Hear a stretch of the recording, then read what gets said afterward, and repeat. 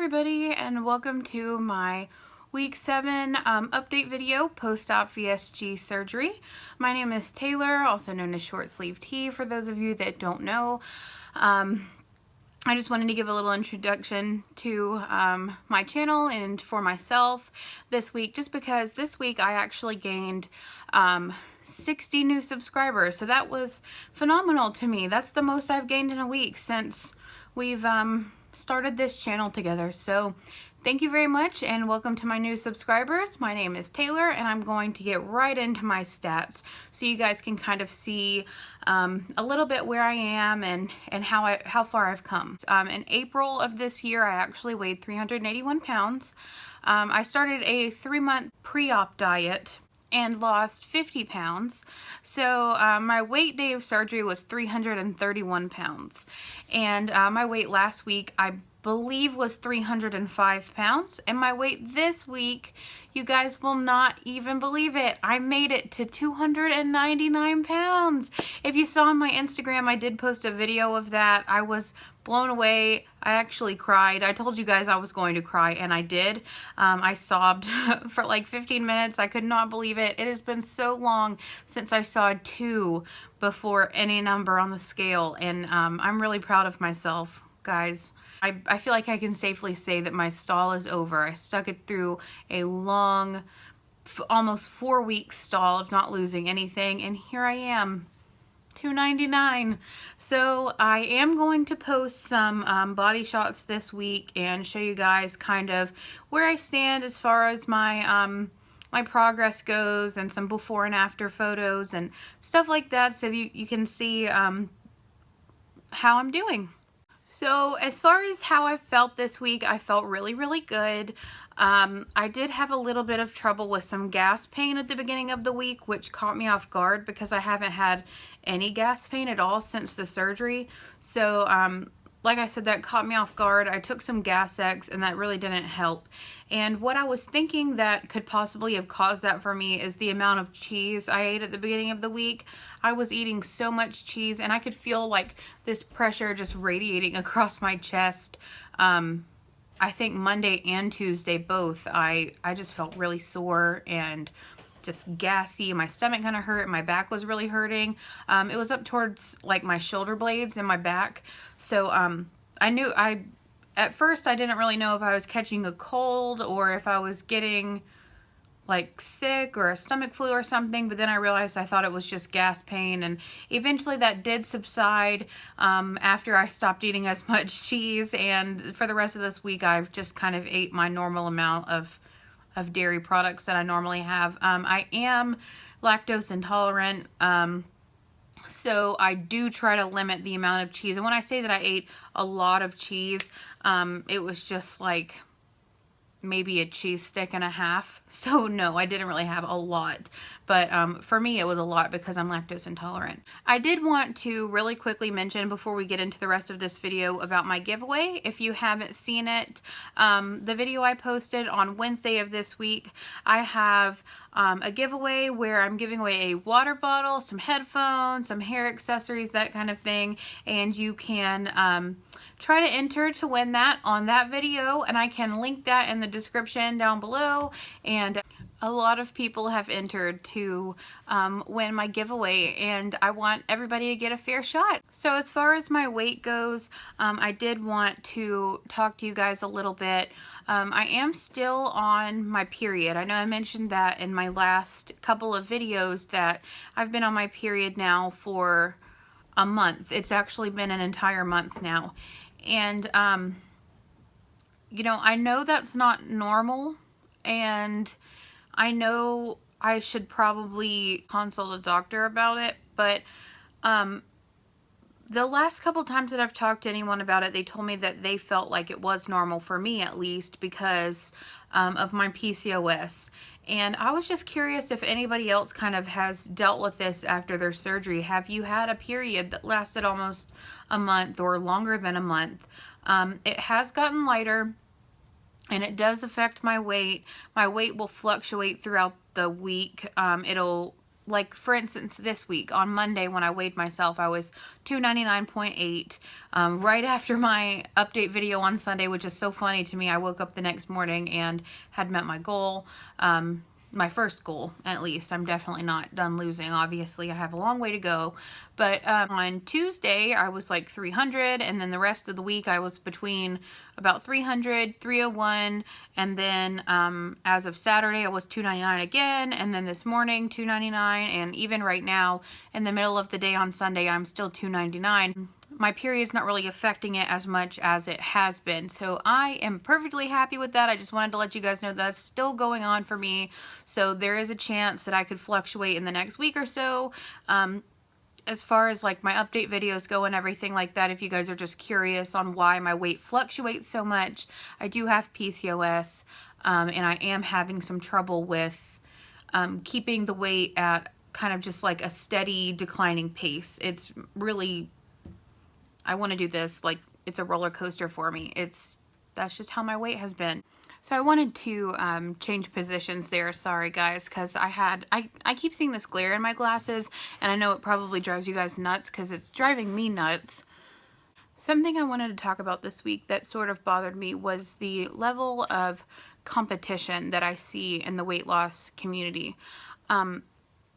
We are supposed to be here to support each other and to help each other and to get each other through a difficult journey and get everyone. I mean, this journey is not easy. I hear a lot of people saying, oh, you had weight loss surgery, you know, you took the easy way out.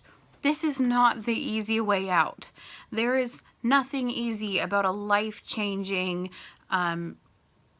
restriction, because that is what this is. You are restricting yourself from certain amounts of food. Your stomach can handle, you know, if one person's stomach can handle this entire water bottle of food, you know, and our stomach can handle this much, there's nothing easy about that. You can't go to a normal function and feel normal.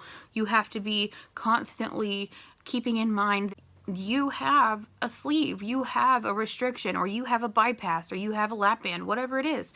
There's nothing easy about weight loss surgery. So what I was getting at with that is, do not compare yourself with others in this community. There's no point in it, because everybody is different. There is no one person that is the same as anyone else. You know, something I noticed was on Instagram, a lot of girls will post a picture of their food and they will say, you know, I only ate this much of this food, or I was only able to eat this much of this one food. And they will kind of almost make it seem like they have to validate themselves that they were only able to eat this tiny little amount of food. And I don't want anyone else thinking in this community, because I know before I had this surgery, I thought, oh, well, I'm going to have to show everybody that I can only eat a small amount of food and that I'm still able to only eat 2 point whatever ounces of food. No, your body is your body. This is your journey. No one surgeon can make one patient's stomach hold 3 ounces of food and then the next patient's stomach hold the same 3 ounces of food. They could hold 3.1, 3.6, 4 point something ounces, whatever. Everybody is different. Your anatomy is different. Your bodies are different. Do you have the same external appearance as anyone else? No, other than maybe like a twin, but you're not going to have the same internal appearance as anybody else either. So if one person says, oh, I can only eat 2 chicken wings, but you can eat 3 chicken wings, don't feel bad about it. Don't feel bad about it. The other day I had a game night with my friends and I ate 2 chicken wings and half a slice of this low carb pizza that I made, and no shame in that, because my stomach wanted that food. My body needed that nourishment, and I listened to my body and I knew that that was okay. I'm not going to sit there and document, hey, I just had half a slice of pizza and 2 wings and that person said they could only eat 1 wing, and I feel like I should shame myself for that. No, do not shame yourself for how much you can eat after surgery or how little you can eat after surgery either. This is your body, your journey. Don't let anybody else make you feel like you have to compare yourself to them. never feel like that anyways. You shouldn't have felt like that before you had surgery. You shouldn't feel like it after. No. If you are hungry, eat. Do not starve yourself. You already can only eat a little tiny bit. So another thing I wanted to touch base on was I went to a gym for the first time yesterday. I've never actually stepped foot inside of a gym. I've always kind of done stuff at the treadmill I have at my home and just been outside and done, you know, things like that and gone on little hikes and walks and things. But I kind of wanted to see about getting a gym membership, and let me just say that I don't want one. And people are probably going to hate the way that I put this, but I am not a gym person.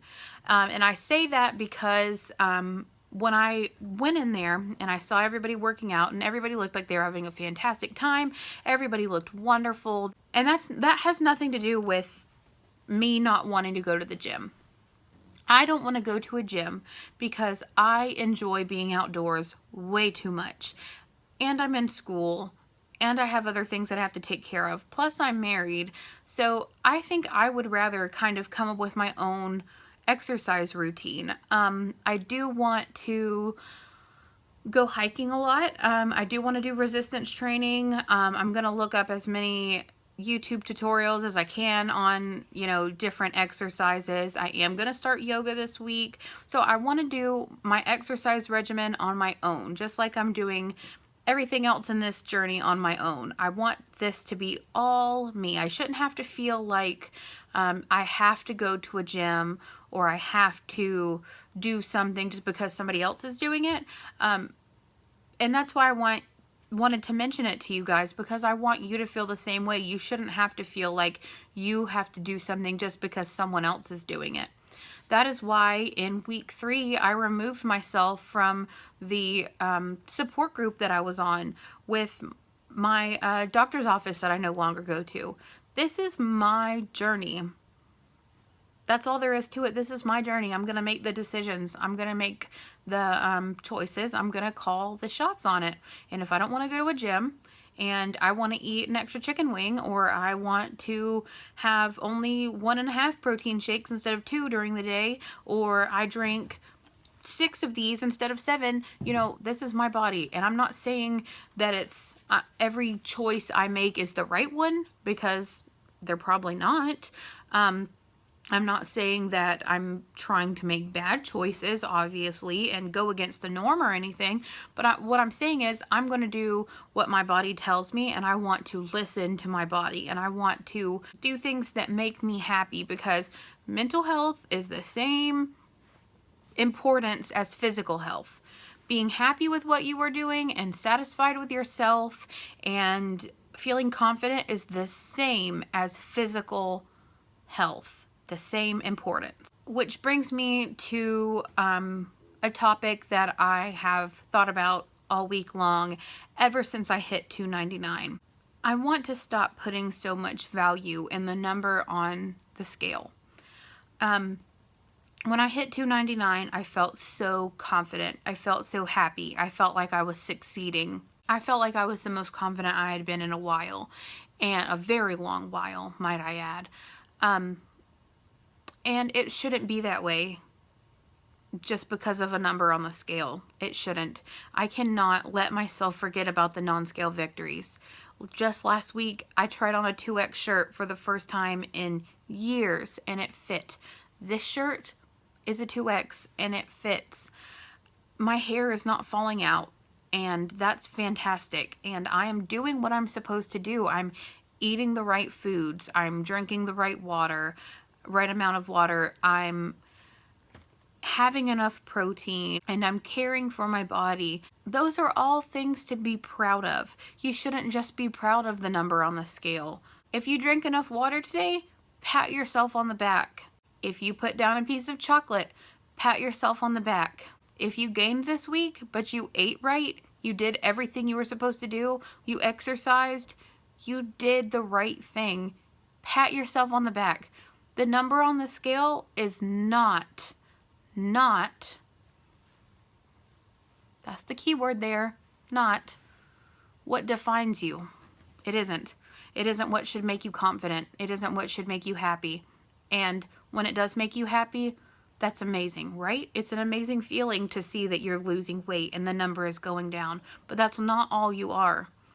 And I have to remember that, because I can't continue to go down this journey and be just as mentally healthy as I am physically healthy if I keep putting value in only the scale. Remember your non-scale victories. That is a major thing. That is something that I have to keep telling myself every single day. Remember the non-scale victories. You're losing inches, not just weight. You're becoming smaller as a person. That's what you want. You want to become a smaller person. And when your clothes start getting smaller, what does that mean? Your body's getting smaller. It can fit into smaller things. Don't forget about the non-scale victories. So I think that is wrapping it up for this week. I know this is a little bit of a shorter video, and I am sorry for that. I'm trying to come up with a couple new ideas for videos, so I'm not just doing an update video every single week. I was thinking about top 10 things you shouldn't say to a weight loss patient. Something like that. So you guys can let me know if you have any ideas, as always, and don't forget about my giveaway, like I said. And remember to keep your non-scale victories very, very, very close and dear to your heart, because I also need to do that every single week. I am not a number.